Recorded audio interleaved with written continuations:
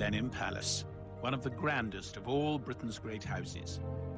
For centuries, these estates were miniature kingdoms, where everyone understood the rules and played their role. This is the story of how the First World War began the destruction of so many of these perfect worlds. 4 years of horror which notice on the old order. I'm Julian Fellows, and when I created Downton Abbey, I wanted to tell the story of this very moment in our history. There will be explosions on this tape, and passion! I wrote how the lives of the family and the servants were changed, and even ripped apart by war. We showed the women who went to work, and we watched as the doors of the house were thrown open to receive the wounded. Now I want to tell you about the men and women of a real house, Blenheim Palace, the war stories of a real Downton Abbey. This is this very room, transformed into a convalescent ward. Below stairs, I'll discover tales of heroism and tragedy. Now, this is very different from taking orders from the Ninth Duke. And upstairs, I'll seek out those who seized their chance to change. She doesn't look very retiring. She and the Bulldog have much in common. And I will explore the making of Blenheim's most famous son. Churchill was desperate to get in on the action. Oh, this is real. This is the original. I hardly dare touch it. The First World War would completely change the lives of the men and women who went through it. The world they'd die in would bear almost no resemblance to the world of their beginnings. It was a momentous time for Blenheim, and by the end, Britain would be transformed.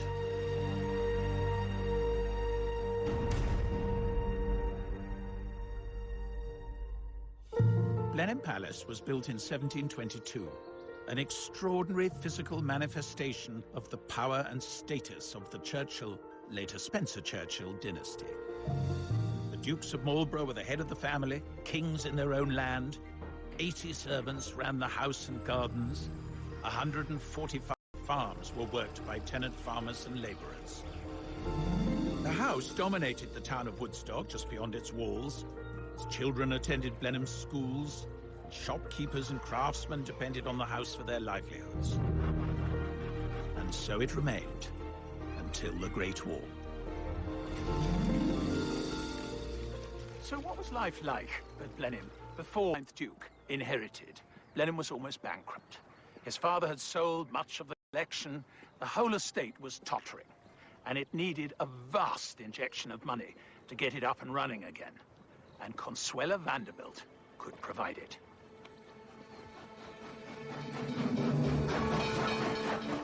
The Vanderbilt family had built one of America's largest shipping and railway fortunes, and Consuelo's father, or rather her ambitious mother, had settled a dowry on her, making her an attractive proposition for an impoverished English duke. But for all her striking beauty, there was never any attraction between bride and groom. And here they are, Consuelo and Sonny, the 9th Duke, making a more convincing couple in marble than they ever did in life. In truth, this was a business deal. He got Consuelo's millions, her mother got a duchess for a daughter. For the people of Woodstock, this was like a royal wedding, and their future prosperity lay in the gift of the happy couple. They were married towards the end of 1895 in New York, but they took a long honeymoon tour, which unfortunately only really served to show they didn't like each other very much. But anyway, they arrived back here in the spring of 1896. Of course, it was a fantastic event for the town. There was bunting and flags everywhere. The whole population turned out to welcome the glamorous new American Duchess, and all the dignitaries were in their robes, and there was even a squadron of the Queen's own Oxfordshire Hussars there to welcome them.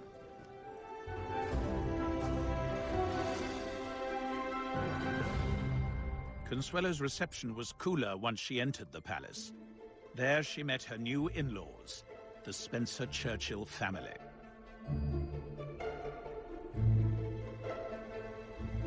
This is the grand dining room where most of the meals were taken. Absolutely fabulous room, this. Lady Henrietta Spencer-Churchill is Consuelo's great-granddaughter. And this is Tim, who's our butler. Oh, hello. Julian Fellows. So Tim has very kindly laid the table as it would have been set during that time. Oh, fantastic. So this is Consuelo arriving on her first night here. Well, you have to remember, she was only 19 when this marriage was arranged, and I think she found it particularly difficult dealing with the hierarchy of the staff.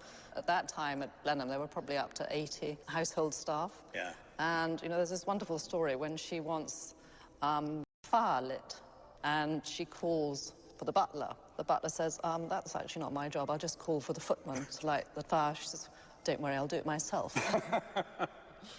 I think the other tough thing for Consuelo was that she was suddenly engulfed by this huge Churchill family. One tale describes them as a signal for the ladies to leave the table. But her husband's aunt, the formidable Lady Sarah Wilson, had been running the house before Consuelo arrived, and she expected to retain this role. And I think Lady Sarah was one of the few daughters who was still at home. So she sort of felt, well, who's this sort of American upstart coming to take my place as hostess? But in fact, it was Consuelo's job to get up and lead the ladies out. And then She rose and intercepted her at the door and said, are you ill? "Are you ill?" I love that. And when Lady Sarah denied it, she said, "Oh, I thought you must be ill because you're leaving early." And that was the end of that rebellion. I bet she didn't do that again in a hurry. You know, she was determined to make her mark and show that she was rightfully the hostess, and good for her. And that was her business. Absolutely.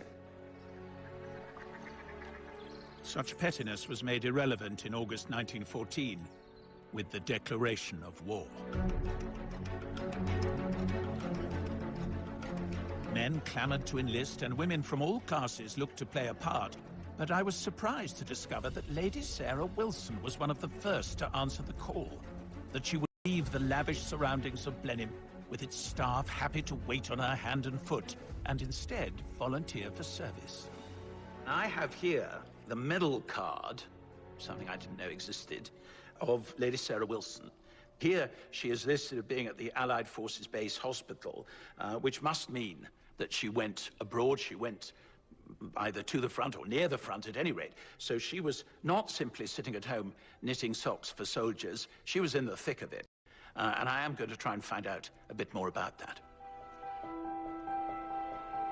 Lady Sarah was no stranger to war.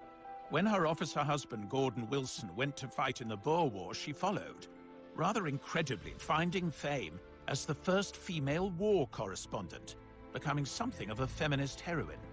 But her activities during the Great War are less well known, so I'm in London to find out more at the Royal Society of Medicine's library to meet historian Alison Fell. I have the medal card of Lady Sarah Wilson. But what did she actually do out there? Well, I've got an article from a newspaper. This is shortly after the outbreak of war. Hospital at the front. I proposed to run the hospital under the auspices of the Red Cross Society to engage the best available surgeons and nurses. This stationary hospital of 200 beds has been gratefully accepted by the French ambassador on behalf of the French government for English and French wounded. And it would have involved an awful lot of negotiation with a number of different people setting up a hospital, and so to have to deal with the military authorities, with the Red Cross, to employ people around. This is her, is it? It is. See her confidence, I think. Yes, she doesn't look very retiring. She and the bulldog have much in common. Indeed. I mean, if she had been timid and vaguely inquiring as to whether or not she could be useful, clearly she wouldn't have got anything like as much done. And I think they would have seen, although they weren't right at the front. Yeah, but they saw the men coming in. Absolutely. A world away from her life receiving guests in a sumptuous palace, as Lady Sarah put herself within earshot of artillery fire, at the same time, her husband, Colonel Gordon Wilson, was somewhere on the front line. I have here a war diary. It's quite difficult to read. Colonel Wilson, killed, so he was killed, in November of the first year of the war, so almost immediately. So she would have found out quickly. Yeah. And I think 3 days later, she went back to Britain and to arrange the funeral. And then only 2 weeks after that, she went back out to France to the hospital. 2 weeks later? Yeah. Colonel Wilson was killed at the First Battle of Ypres in the autumn of 1914. And his death cut short a marriage of almost 23 years. But a loss such as Lady Sarah's would soon become all too common. Quite a lot of the women I've looked at who volunteered to go and do war work in France had been either widowed or had lost a son, which is interesting. Nursing their patients as if they were their son or their husband. So I think it was a way of coping with separation and then sometimes with loss. I mean, you know, even in my own family, my grandfather died in 1915, my uncle died in 1918, lots of cousins. They all had men they loved who were at the front. Yeah. And an astonishing number of families were touched by death. Grief united women from all classes, leaving more than 200,000 British widows. Sarah Wilson devoted herself to helping wounded men in France for a further 2 years. I have another document here that we found from 1960. Lady Sarah Wilson has her own hospital, which a man who was nursed there told me was the jolliest place to be ill it was possible to imagine. He said Lady Sarah herself was a veritable tonic. So bright and cheery was she always. I don't think Consuelo would have recognized this portrait. I was just about to say what a different picture of her we get there. Before the war, I don't think she was a nice person. She certainly was extremely unpleasant to Consuelo when she first arrived at Blenheim, bullying. In some ways, maybe a war gives a woman like Sarah Wilson the opportunity to use skills in a way that had public acclaim, and she felt... Her, really. Her rival Consuelo had moved on too. She'd done her duty by bearing 2 male children, an heir and a spare, then fled the palace for London to get away from the husband she loathed. There, she dedicated herself to helping women in the workplace. It's ironic that at the same time, her estranged husband, Sonny, played a key role in getting women into work. Under his leadership, women of every class took up jobs previously reserved for men. It was a change that would alter things irrevocably long after the war was over. I'm meeting Michael Waterhouse, the 9th Duke's great-grandson.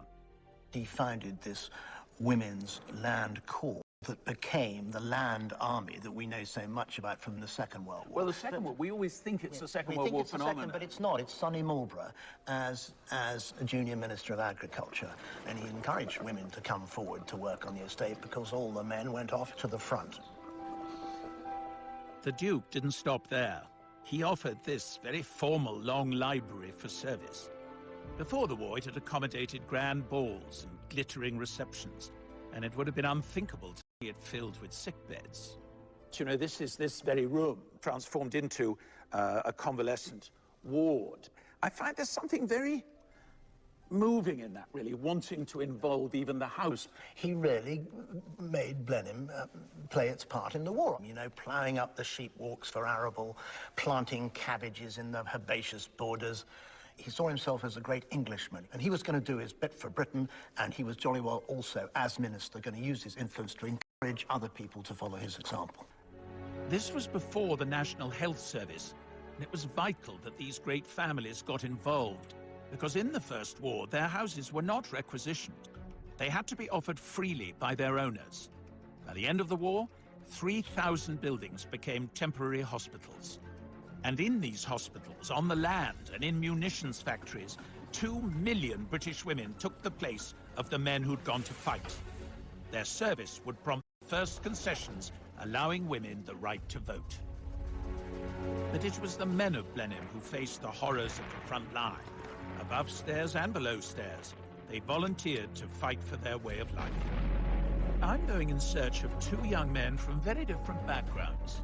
One, Arthur Hine, a lowly clerk on the estate. Sergeant Hine, attached to the intelligence department. The other, Winston Churchill, the undisputed star of the Churchill family. There's absolutely no doubt that he did experience firsthand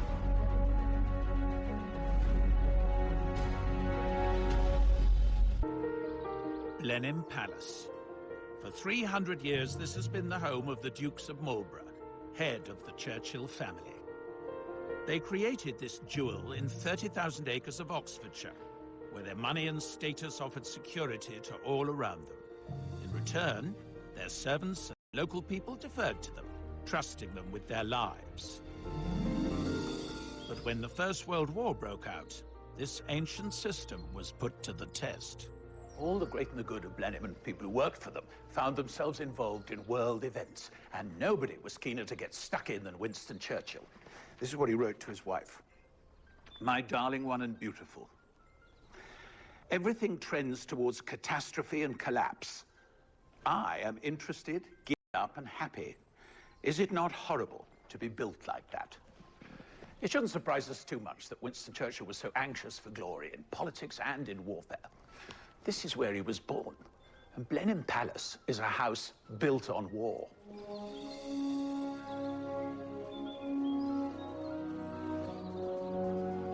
Throughout his young life, Winston had a constant reminder that war was in his blood.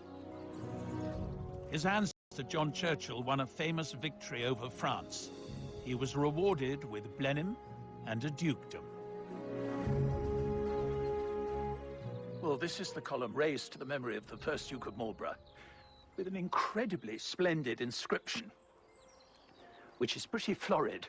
A monument designed to perpetuate the memory of the signal victory obtained by John, Duke of Marlborough, the hero not only of his nation but his age, who by military knowledge and irresistible valor rescued the empire from desolation, asserted and confirmed the liberties of Europe. I think it was terribly important to Winston Churchill to prove that he was a worthy successor to his great ancestor. And when the war started, he was very anxious to make his mark. Not very surprisingly, his thoughts turned to a cavalry regiment that was local to Blenheim. And on the 4th of August, the Woodstock branch of the Queen's Own Oxfordshire Hussars received a cable with a single word: mobilize. With that one word, Churchill called on the ancient bonds of loyalty he expected in Blenheim men. It meant that they would be among the first to see action. I'd love to know more about their war. Deep in the bowels of the palace, I'm meeting Blenheim's historian, Karen Wiseman. Wonderfully Edwardian faces. This is Maisie. Then there are 4 Hollises dotted around. This is one of the Hollises, and they worked as footmen. And then you see this lovely man. But all 4 brothers were footmen? Were all in the palace, yes. They were all listed as working for the butler. Tell me that some of them survived the war. 2 of them did not, and 2 of them did come home. Oh, God. And then over here, we have Arthur Hine, lovely fresh-faced young man. And yeah, God, they were so young. Oh. And the Hine family have worked for Blenheim for many generations. If I just show you this photograph album here, I need to just push that across. Now, this was a gift to the 9th Duke and Duchess when they got married. And when you turn the pages, you'll see they're all dressed in Sunday best with their names underneath. Oh, and it's all the estate workers and house workers. And all the tenants. And if you keep going a little way till you get to the name Hine. Oh, here we go. Yes. Now, here is Josiah Hine and J.E. Hine. Josiah Hine was estate clerk, and then his son J.E. Hine comes and joins them. Beautiful book, isn't it? Yeah. If we have a little look at this enormously heavy ledger to start off with. It's marvellous, isn't it? Look at the beautiful handwriting. Oh, and here is A.R. This is Arthur, presumably. Is this when he joins the office? Yes. He's not paid as much as his dad, but he's paid. Yes. You can see he's given quite particular jobs. Drawing plans and plotting land. One last thing to show you about Arthur Hine is we bring it up to the 1914 period. Oh, yeah. A.R. Hine is missing, so I suppose that means... He's gone off to war. He's gone off to war. He's gone off to war.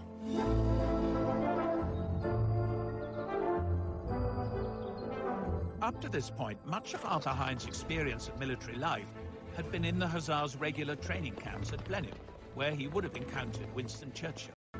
The war wrenched Hine from this secure world. In September 1914, he was in France with the Hussars. They expected a quick and glorious victory and to be back at Blenheim for Christmas.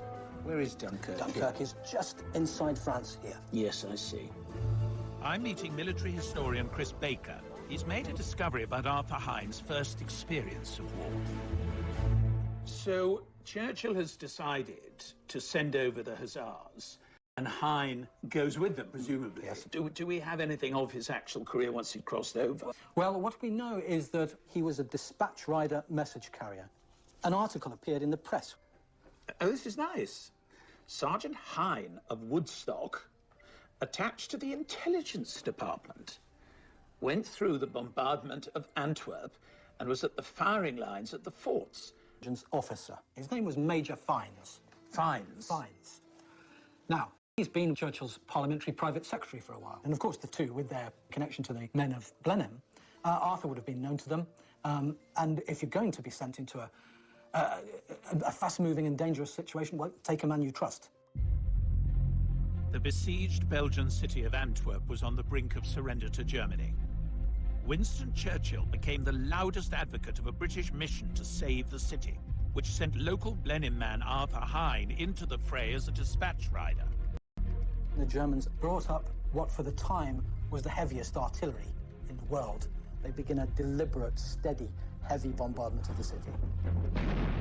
5 shells per minute falling into the packed city centre. You can imagine the scene of buildings falling, of fires breaking out. Very frightening, chaotic. Riding his motorcycle through Antwerp, Arthur Hine found himself in the thick of the chaos. Amid the terrible scenes he witnessed was the sad plight of a poor girl who had crawled from the cellar of a burning house, leaving her parents inside. Sergeant Hine offered her a lift on the motorcycle he was riding. With great difficulty, he was able to get to Ostend and brought the refugee home to England, where she is being well cared for by his parents. What an extraordinary story. I don't think that there is much doubt that Arthur was given some kind of special mission to go home. Because he couldn't have been court-martialed if he just Absolutely, left. you couldn't just do that. The first thing Churchill would want to know is what really happened. Yes, absolutely. And an eyewitness account was clearly essential. The regimental history hints that he went to London on arrival in England, which again sort of reinforces the possibility. Wretched Belgian girl clinging to his waist the whole time. Antwerp quickly fell to Germany, and 30,000 Belgians lost their lives. Arthur Hine soon returned to the front, although his role as Churchill's messenger was no longer apparent. He marched into the First Battle of Ypres as a regular soldier, the same bloody battle that killed Blenheim's Colonel Gordon Wilson. By January of 1915, he was in hospital suffering from shell shock. Having seen such horrors, you'd think at the end of the war he'd want to scuttle home to this safe haven. But in fact, he went to work for the railways and never returned to Blenheim. So what kind of man was he? Here we are. To see what she knows, and also to tell her what I've discovered. And it is an extraordinary, extraordinary design, you think. And there's the first Duke on his column, you see. Fantastic. And I'm just going to show you. This is the Queen's Own Oxfordshire Hussars. And this chap is Arthur Hine. My goodness me.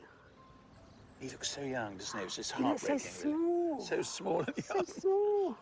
Did you get to know him well, then? He came to our wedding and I've got a picture with Oh, I'd me, love to see it. Where is it? with me. And there he is. Oh, but you see, he's quite sort of stylish, isn't he? And he was always well dressed. But I mean, the way he holds himself, Yes, you can see yeah. he's a military man. He certainly was a character, as you can see. I know, no, you can see it in that, actually. Rather extraordinary, really. And he used to come to our house and he used to go, bang, bang, bang, Hine here. Hine here. And he would never, like, when I used to say Grandad, he used to say, no, it's Hine. Oh, and you had to call him Hine? Mr. Hine or just Hine? No, just Hine. He would just turn up out of the blue and I used to say, I'll cook dinner, whatever. No, give me a cup of tea. Got to be on the next train. Got to be back on the train. Got to be back to Tiverton Parkway. It was very strange. It seems, forgive me for saying, slightly dysfunctional, all that. And I wonder, I mean, he did have a kind of breakdown, really. But actually, he had a very splendid war. He worked in the intelligence. He was taking messages, we think, probably, to Churchill from the front. So he was a very gallant figure in that bit. And he had this extraordinary adventure at the end of the siege of Antwerp. Do you know about his rescuing? No. None of that. It's all Nothing. secret. Well, amid the terrible scenes he witnessed was the sad plight of a poor girl who had crawled from the cellar of a burning house, leaving her parents inside. And Sergeant Hine offered a lift on the motorcycle he was riding and brought the refugee home to England, where she is being well cared for by his parents. My goodness me. Isn't that extraordinary? I mean, a real adventure. To think he had so many stories to tell. I know. And he couldn't tell them. No. He was just a man of mystery. Bang, bang, Hine here.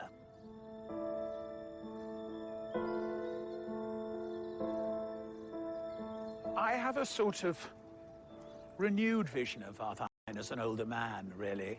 This almost Pinteresque figure who always had to be going to the station and was always late.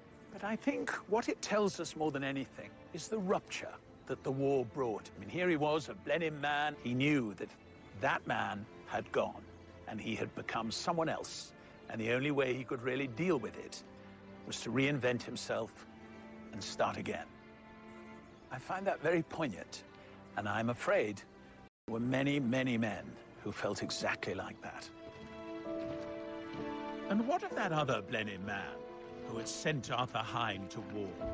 Winston Churchill's failure to save Antwerp began the most disastrous slide in his public career.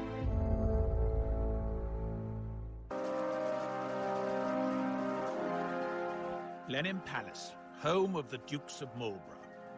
The first Duke's great victory over France brought the family wealth and influence.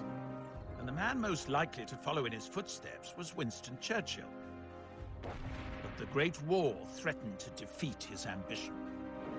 As First Lord of the Admiralty, he was held responsible for the disastrous invasion at Gallipoli in Turkey. 50,000 Allied troops lost their lives. Churchill was forced out of office, and his reputation was ruined. His response was to go to the Western Front himself, as an ordinary battalion commander. This is the Cambridge College that bears his name. The letters he wrote to his wife throughout the war are kept here. Alan Packwood is the director of the Churchill Archives. He decides to go to the front, to face the danger, to be with the men who are fighting. And, you know, very possibly to be killed. He was enormously brave in the face of really whatever happened to him. There's absolutely no doubt that he did experience firsthand the full horror of the trenches. And you might want to have a look at a key passage on this letter here. Well, this is a real letter. This is the original. This is Churchill writing back to his wife. I hardly dare touch it. So this passage down here particularly. I am sure I am going to be entirely happy out here and at peace.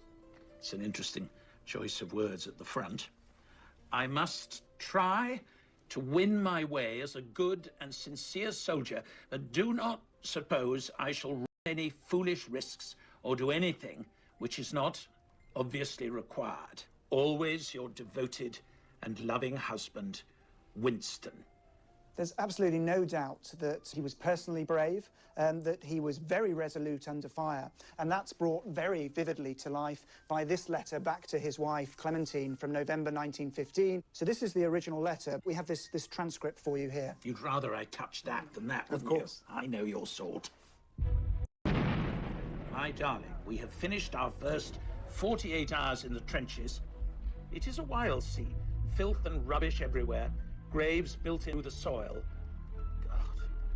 Water and muck on all sides. And about this scene in the dazzling moonlight, troops of enormous rats creep and glide to the unceasing accompaniment of rifle and machine guns and the venomous whining and whirring of the bullets which pass overhead. But in the horror and the mud of the trenches, Churchill began to win his way back as a leader. He always felt that he was a natural commander of men.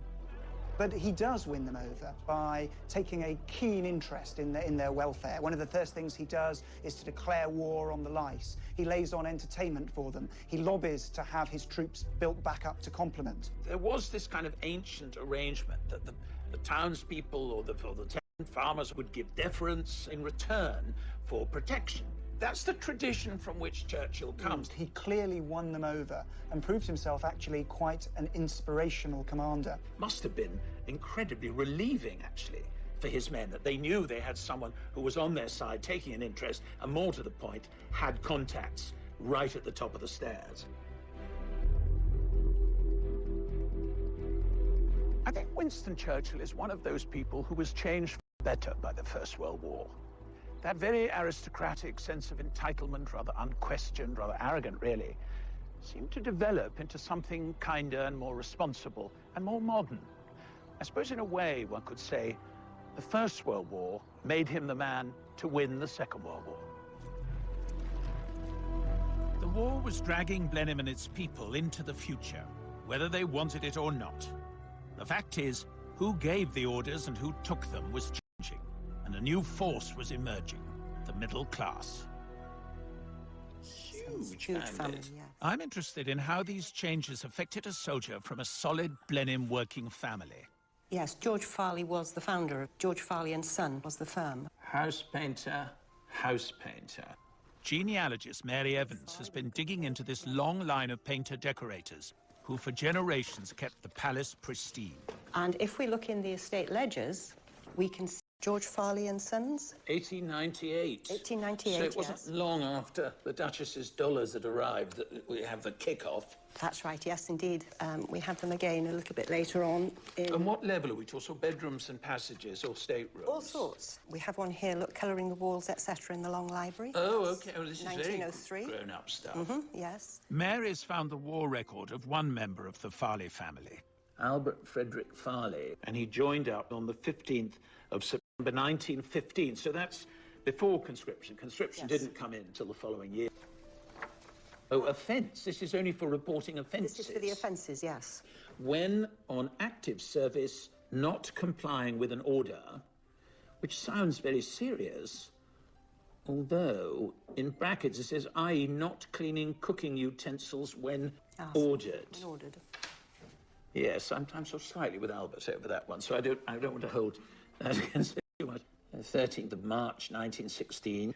Disobedience to standing orders, i.e. crossing land during prohibited hours. And again, the 27th, being late on parade. Not so bad. Well, not so bad, but I mean, it's slightly massed. You know, they're having to write little to get it all in. And here we have refusing to obey an order, which I'm afraid this time is not qualified. And the last word, missing. It's rather sad, isn't it? You think he volunteered to protect his country and went off brave, and it hasn't gone well from the beginning. So the question is, what happened to him? I want to discover why this eager young recruit behaved so badly, and what lay in store for him, and this great house that had shaped the universe in which he was born and raised.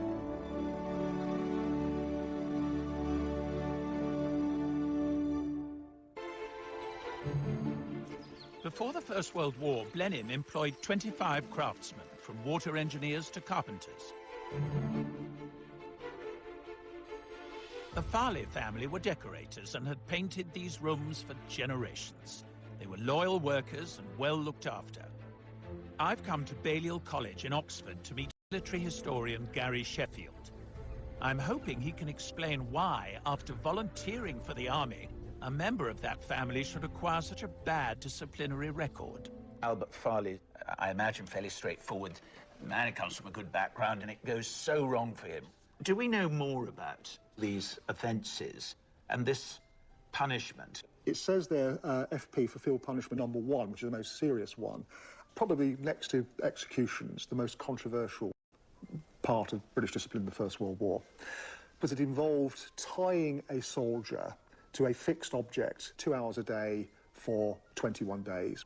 And we've actually got an account by another soldier of his reaction.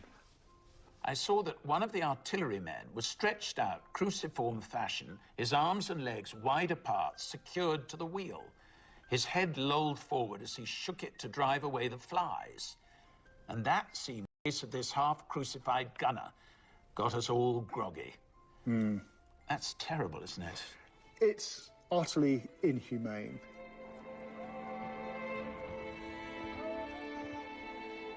Albert bore his punishments and fought in ghastly conditions in the Battle of the Somme during the wet autumn of 1916.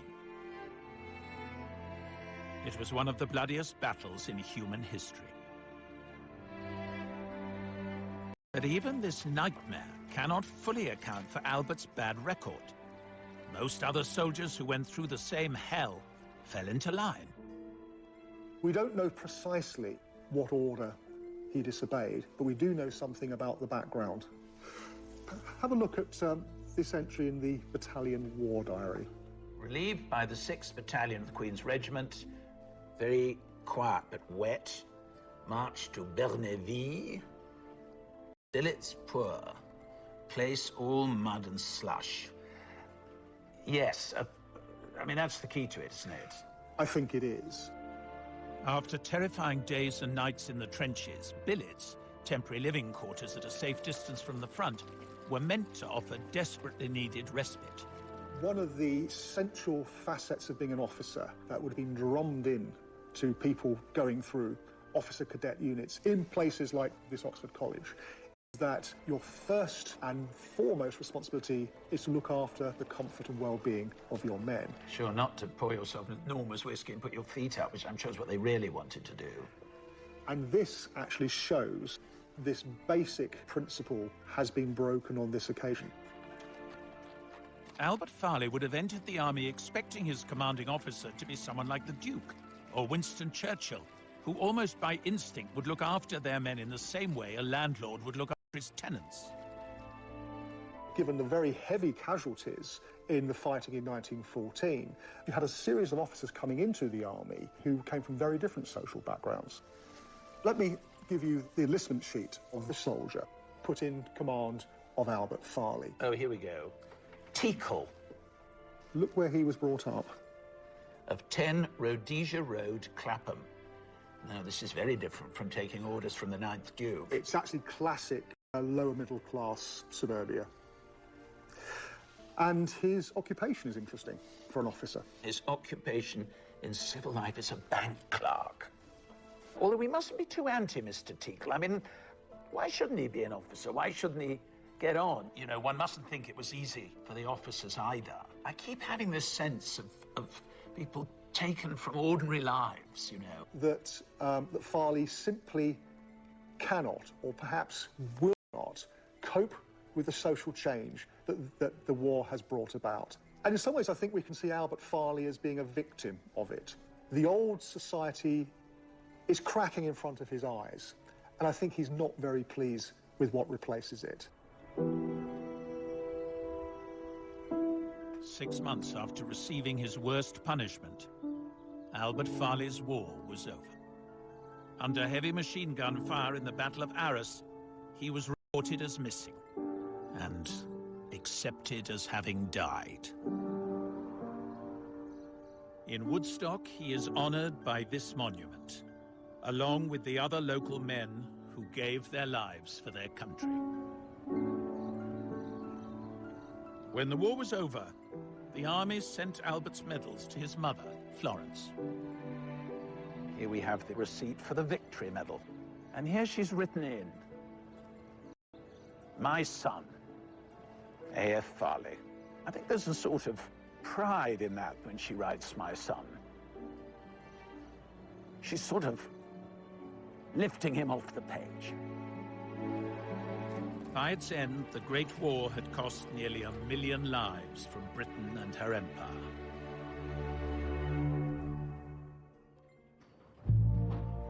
These great houses were casualties too. The writing was on the wall for this ancient system.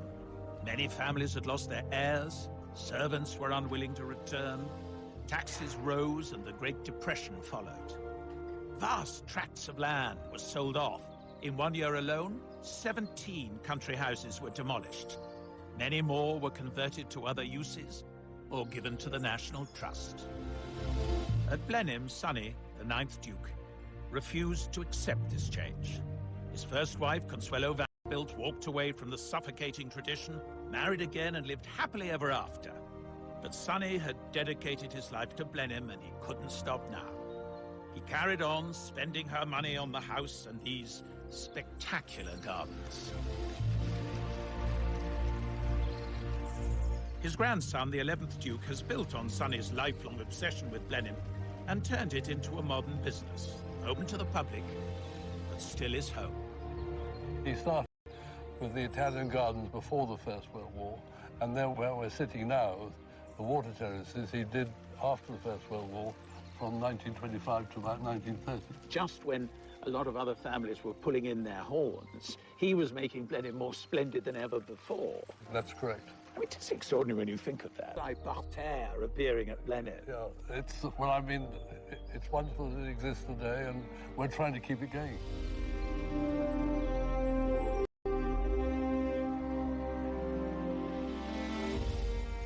The Churchill family, and in fact, the whole Blenheim community, had entered the Great War still governed by the ways of the 19th century.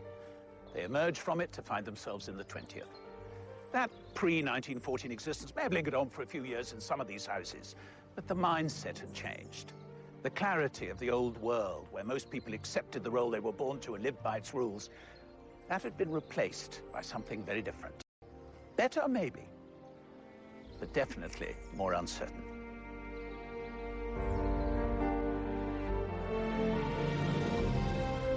And we head to another grand house this weekend as the new series of Downton Abbey continues Sunday at 9. Then we've brand new drama for you next week as James Norton stars as a vicar on a mission. That's Grantchester, Monday at the same time. Here next, with all the latest headlines, we've the ITV News.